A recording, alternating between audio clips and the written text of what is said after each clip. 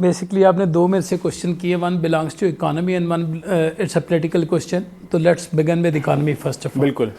गुजारिश ये है कि अगले हम पिछले 1-1.5 साल की इकोनॉमिक परफॉर्मेंस को एवेल्यूएट करें, तो मैं कम से कम आज कंफर्टेबली और फर्मली ये कह सकता हूँ कि तमाम मैक्रो इकोनॉमिक्स इंडिकेटर्स जो हैं वो पहले से ज़्यादा स्ट्रेंथन हुए हैं। You are just talking about direct investment. मैं आपकी बात से इतफाक़ कर लिया कि डायरेक्ट इन्वेस्टमेंट जो है वो अगर 51% डिक्लाइनिंग है, that is just one factor. It doesn't means कि इकॉनमी जो है वो राइट डायरेक्शन पे नहीं जा रही। और भी ऐसे यार्ड स्टिक्स हैं, लाइक आप मार्कअप देख लें, फॉरेन एक्सचेंज रिजर्व्स देख लें, स्टॉक एक्सचेंज इंडेक्स देख लें, उसके बाद हमारी ऑप्टिमिज्म देख लें, ये और इन्फ्लेशन देख लें, उसके बाद हमारा करंट अकाउंट सरप्लस है, प्राइमरी अकाउंट सरप्लस है, हमारी जीडीपी 8 से 10% पे चली गई है, कोई 8,29,000 नए फाइलर आए हैं। तो ये तमाम इंडिकेटर्स जो हैं हमारी लेकिन इन सारी चीज़ों का एक आम आदमी को क्या फ़ायदा हो रहा है? एक आम आदमी की ज़िंदगी में कितनी आसानी पैदा हो रही है सबके साथ? देखिए मेरी अर्ज सुने, ये कैसे मुमकिन है कि बेहतरी आए और एक आम आदमी तक ना आए? सवाल ये है कि जिस रफ्तार से आनी चाहिए, जिस तवक्को से आनी चाहिए, वो मैं आपसे इतफाक़ करता हूँ कि शायद 1-2 या 10% कम होगी, बट इट डजंट मीन्स कि इन्फ्लेशन कम होने से सर लेकिन देखिए आपको वो इकदाम तो करने होंगे ना जिससे आम आदमी को जो है फायदा पहुंचे। बिजली के रेट कम किए जाएं, पेट्रोल को कम किया जाए, रोटी जो है वो सस्ती की जाए। अवाम इस वक्त खाने को परेशान है। इस वक्त सब्जी की आप कीमत देखें, पिछले शो में जो है वो आए हुए थे हमारे साथ पीटीआई की तरफ से, वो सब्जी साथ ले आए थे और वो बता रहे थे, पंजोता साहब, और वो बता रहे थे कि कितनी महंगी हो गई है और 2,000 रुपए का सामान आ रहा है इस वक्त एक वक्त की रोटी के लिए। तो अगर इस तरह के हालात है, मौशी हालात, और इतना लोग स्ट्रेस्ड आउट हैं, तो आपके सर इन इशारियों का क्या फायदा होगा आम आवाम को? गुजारिश ये है कि मैं एक पॉलिटिकल आदमी हूँ और मेरा हर वक्त पब्लिक पल्स पे मेरा लोगों के साथ इंटरेक्शन रहता है। मैं आपकी बात से 100% इत्तेफाक करता हूँ कि आम आदमी की एक्सपेक्टेशन के मुताबिक वो चीज़ें उस तरह अभी उनको उसका इम्पैक्ट जो है ट्रिकल डाउन नहीं हो रहा, मगर इट डजंट मीन्स कि उनको कुछ भी नहीं हुआ। देयर इज़ समथिंग हैपनिंग, और कुछ हुआ भी है। आपने पंजोता साहब से पूछा कि जो वो सब्ज़ी आपके पास लाए थे 2018 में उसकी कीमत क्या थी और 2022 में उसकी कीमत क्या थी? हमें किस स्टेज पे, किन हालात में पंजोता साहब से नहीं पूछ सके, लेकिन आज के सेनेटर हमारे से पूछ लेते हैं। नहीं, मेरे अलाउ मी टू से, मुझे एक बात मुकम्मल करने दें। जी, आप अपना जवाब पूरा करें, फिर हुमायूं साहब की तरफ बढ़ेंगे। जी, मेरी आपसे ये इस्तदा है कि आप आज से 1.5-2 साल पहले के जो माशी इशारे थे और आज के जो इशारे हैं उनका एनालिसिस करें। चीज़ें तब के 2 साल पहले कितनी महंगी थी और आज कितनी, उसमें क्या इम्पैक्ट आया, तो you will come to know कि हमने पाकिस्तान की इकॉनमी और आम आदमी के लिए बेहतरी पैदा की है। दैट व्हाट कैन आई से। साथ साहब हुमायूं साहब की जाने बढ़ने की भी जहमत नहीं करते, आप खुद ही मवाजना करके बता दीजिए ना, जब इमरान खान साहब की गवर्नमेंट थी उसमें चीज़ें कहाँ स्टैंड करती थी और आज की महंगाई की शरह कहाँ तक पहुँच चुकी है?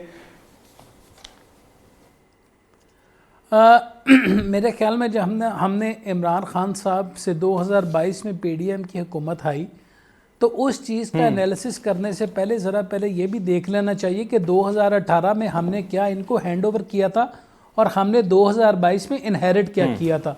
जब हमने इन्होंने 2018 में हमसे इनहेरिट किया था, तब तो मेरा ख्याल है इन्फ्लेशन थी 2 के 3% पे और दे यहाँ मेरा यहाँ 30% पे। तो इन चीज़ों को भी काउंटर इन करें। यानी कि आप ये कह रहे हैं कि आपने जो इनहेरिट किया था उनको भी कंसिडर करना होगा।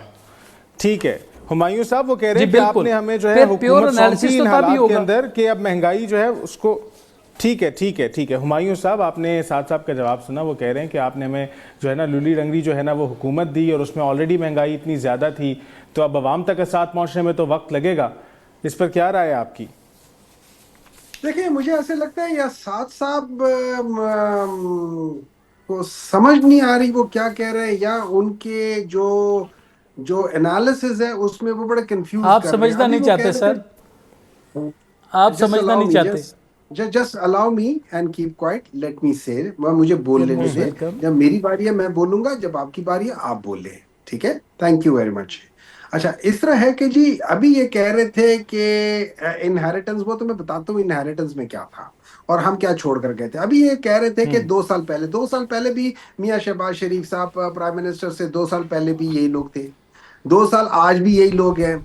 जब ये इन्फ्लेशन की बात करते हैं, 2 साल पहले 45% थी, आज 45% नहीं है, लेकिन ये 45%, लेट्स से मैं इनको थोड़ा सा समझा दूं, इन्फ्लेशन का मतलब होता है जिस स्पीड से महंगाई हो रही है, वो स्पीड इनकी 45 किलोमीटर स्पीड से जा रही थी, अब वो एक खास जगह पे पहुंच गई है। इससे आगे जो स्पीड है ना महंगाई की, 45% से आगे आज की जो स्पीड है वो 5% होगी, लेकिन वो 45%, वो सारी परसेंटेज महंगाई की वो चल रही है, वो रिवर्स नहीं हुई, नेगेटिव में नहीं गई। अगर ये नेगेटिव में जाती तो आप रिवर्स करते हो। अभी भी आप 45% की महंगाई से नहीं जा रहे हो, मतलब 100 रुपए जो था वो 145 रुपए हो गया। आज 145 की बजाय 105 रुपए नहीं है, आज 145 का 5% हो गया है। वो 5% तकरीबन आप ये समझे कि 5.7% हो गया है। तो 7.5% से अब एज कंपेयर टू जो एक उस वक्त था उससे हो गया। नंबर 2, ये लोग जब कहते हैं ना कि इनको इनहेरिटेंस में क्या मिला, मैं आपको बता देता हूं। जब ये लोग आए थे, इन लोगों ने हमें 5.95 या 5.94 के जीडीपी दिया था। इन लोगों ने हमें जो पावर्टी थी वो 21% पे थी, हम लोगों ने उसको पावर्टी को कम करके 18% कर दिया। हम लोगों ने जीडीपी को बढ़ा के 6.2% कर दिया।